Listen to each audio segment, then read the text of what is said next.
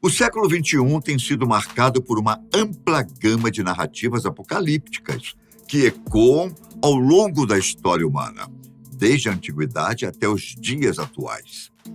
Essas narrativas, muitas vezes, exploram temores profundos e ansiedades sobre o futuro da humanidade e do planeta. Embora o conceito de apocalipse esteja intrinsecamente ligado às tradições religiosas, incluindo o cristianismo, é importante notar que as interpretações variam amplamente e não são limitadas a uma única crença ou perspectiva. O termo apocalipse tem origem na palavra grega apokalipsis, que significa revelação ou desvelamento. Na tradição cristã, o livro do Apocalipse, também conhecido como o livro da Revelação, é parte do Novo Testamento e descreve visões e profecias atribuídas ao apóstolo João. Este livro é conhecido por suas imagens poderosas e simbólicas que têm alimentado muitas interpretações e especulações ao longo da história. Mas deixa eu te explicar primeiramente quem foi o apóstolo João, responsável pelo livro do Apocalipse. Muitas pessoas o confundem com João Batista, profeta judeu, que viveu na Galileia no tempo do rei Herodes, popularmente conhecido nas festas juninas brasileiras, sendo celebrado no dia 24 de junho. Precursor de Jesus Cristo, João Batista era filho de Zacarias, um sacerdote, e de Isabel, uma prima de Maria, mãe de Jesus. Segundo a literatura sagrada, Jesus de Nazaré iniciou sua missão evangelizadora somente depois de ter sido batizado pelo seu primo João Batista, nas águas do Rio Jordão. Bom, mas voltemos para o autor de Apocalipse, conhecido como João Evangelista, ou como João de Pátimos. O escritor do livro da Revelação foi um dos 12 apóstolos de Jesus, sendo responsável pelo Evangelho de João, além das 3 cartas de João e do próprio livro do Apocalipse. Pátimos é uma pequena ilha do mar Mediterrâneo, onde João foi exilado pelos romanos, por causa da propagação de seu evangelho.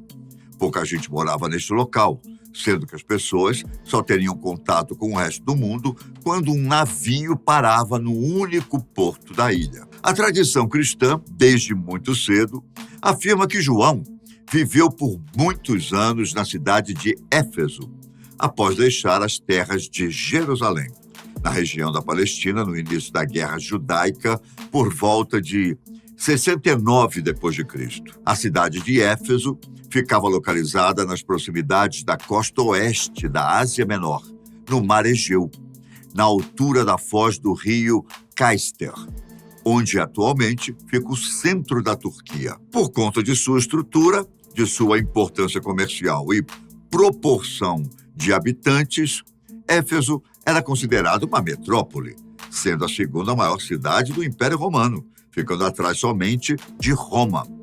Em Éfeso, João teria escrito suas obras literárias, com exceção do livro do Apocalipse. Durante seu exílio na ilha de Pátimos, João teria recebido as divinas revelações registradas no livro do Apocalipse, durante o reinado do imperador romano Domiciano, que perdurou entre 81 e 96 d.C. Com a ascensão do imperador Marco Nerva em Roma, entre 96 e 98 d.C., o apóstolo João foi liberado para retornar a Éfeso. A tradição ainda afirma que o apóstolo João morreu durante o começo do governo de Trajano, isto é, depois de 98 d.C., com uma idade bastante avançada. O livro de Apocalipse foi reconhecido como sendo de inspiração divina, em boa parte porque foi escrito por um dos apóstolos. João foi ensinado diretamente por Jesus quando ele estava na Terra. Uma visão de outra pessoa que não tivesse a autoridade de um apóstolo provavelmente não seria tão bem aceita como verdade e eternizada na Bíblia Sagrada. Nas revelações sobre Apocalipse, João viu um grande pergaminho enrolado na mão de Deus, selado com 7 selos que ninguém poderia quebrar, a não ser Jesus Cristo, seu mensageiro. Antigamente, selos eram usados para proteger documentos. Ninguém conseguia ler o documento sem quebrar o selo. Portanto, à medida que o Salvador abrisse cada selo, coisas importantes aconteceriam na terra e no céu. Os 7 selos previstos no livro do Apocalipse são sucedidos pelas 7 trombetas e pelas 7 taças, que anunciam o julgamento de Deus à medida que o fim dos tempos se aproxima. O primeiro selo apresenta o próprio anticristo. O segundo selo causaria as guerras. O terceiro estabeleceria a fome no mundo. O quarto causaria as pragas, acarretando em mais fome e mais guerras. O quinto fala daqueles que serão martirizados pela fé em Cristo. O sexto está associado a um grande terremoto, que causaria uma imensa devastação e movimento irregular dos astros. Enquanto isso, o sétimo selo ocasionaria a abertura dos céus, onde Deus entregaria 7 trombetas aos seus anjos. As 7 trombetas representam uma série de eventos catastróficos que sinalizam o desenrolar do Apocalipse, descritos em Apocalipse 8, 6, 13 e 9, 1, 21. Cada trombeta desencadeia uma calamidade específica, como a queda de pedras de fogo e um grande incêndio, a contaminação das águas, a escuridão que envolve o sol e a lua e o surgimento de terríveis pragas de insetos. Essas trombetas são interpretadas por alguns como símbolos do juízo final sobre a humanidade por seus pecados e maldades. Entre as muitas visões e profecias descritas no livro do Apocalipse, destacamos aqui a lua de sangue mencionada em Apocalipse 6, 12, com a seguinte passagem: "E havendo aberto o 6º selo, olhei, e eis que houve um grande tremor de terra, e o sol tornou-se negro, como saco de silício, e a lua tornou-se como sangue." Essa imagem é frequentemente associada a eventos cósmicos e celestiais que marcariam a chegada de eventos apocalípticos na Terra. A interpretação das passagens do livro de Apocalipse varia amplamente, com algumas pessoas que entendem esses eventos como profecias literais e outras que os percebem como símbolos do caos e da transformação do nosso planeta. Outras representações emblemáticas presentes no livro do Apocalipse incluem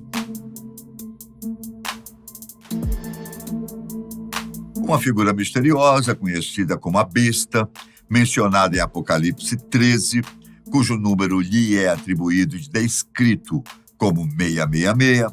Este número tem sido objeto de interpretações diversas, sendo frequentemente associado ao mal e à corrupção. Na profecia, a palavra besta representa um animal selvagem e perigoso, simbolizado pela figura do anticristo, associada a um estado violento, uma igreja falsa ou um líder ditador. De acordo com o livro da Revelação, do juízo final, a besta será presa, e com ela o falso profeta que, diante da besta, enganou os que receberam o seu sinal e adoraram a sua imagem. Os dois ainda serão lançados no ardente lago de fogo no fim dos tempos. Sendo assim, o falso profeta representa a visão de João de um poderoso líder religioso, determinado em operar sinais ou falsos milagres em nome da besta ou do anticristo. Em Apocalipse 12, há uma visão de uma mulher vestida de sol que dá à luz um filho e é perseguida por um grande dragão vermelho. Esta metáfora é frequentemente interpretada como uma representação simbólica da luta entre o bem e o mal na história da humanidade. Como falado anteriormente, depois das 7 trombetas, serão derramadas 7 taças da ira de Deus sobre a terra. Os julgamentos das 7 taças são o resultado da 7ª trombeta sendo soada. Cada taça causaria uma ferida diferente na humanidade e no mundo, desencadeadas pelas mortes dos rios e das águas, pelas ondas intensas de calor na terra, pela escuridão total, além da batalha de Armagedon, seguida de um terremoto devastador, culminando na destruição final dos tempos.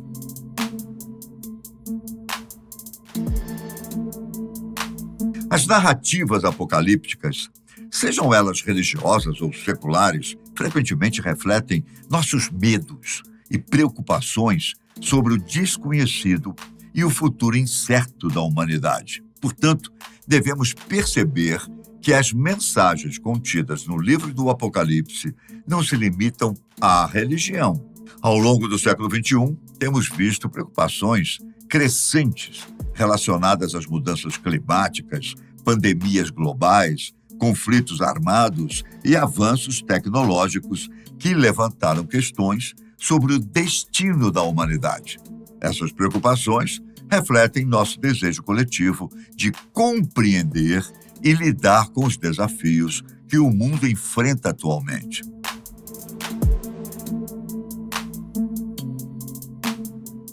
O relógio do juízo final, também conhecido como Doomsday Clock, está funcionando há 76 anos em Chicago, nos Estados Unidos. Criado por volta de 1947, o relógio atualmente tenta avaliar o quão perto a humanidade está de destruir o mundo. O Boletim dos Cientistas Atômicos, em livre tradução para o português, foi um grupo de cientistas atômicos que trabalharam no projeto Manhattan, codinome usado para o projeto que contribuiu com o desenvolvimento da bomba atômica durante a Segunda Guerra Mundial. Originalmente, o relógio pretendia medir ameaças nucleares, mas em 2007, o Boletim dos Cientistas Atômicos decidiu incluir as mudanças climáticas em seus cálculos. A artista Marthe Langsdorff é considerada a autora do primeiro relógio do juízo final. Casada com um dos cientistas do projeto Manhattan, Langsdorff compreendia a urgência e o desespero que seu marido e os colegas sentiam sobre a gestão da tecnologia nuclear. Ela criou o relógio para chamar a atenção para a urgência da ameaça que eles vislumbravam e também para sua crença de que os cidadãos responsáveis deveriam evitar a catástrofe com sua mobilização e envolvimento, pois a mensagem do relógio foi que seus ponteiros poderiam mover-se tanto para frente como para trás.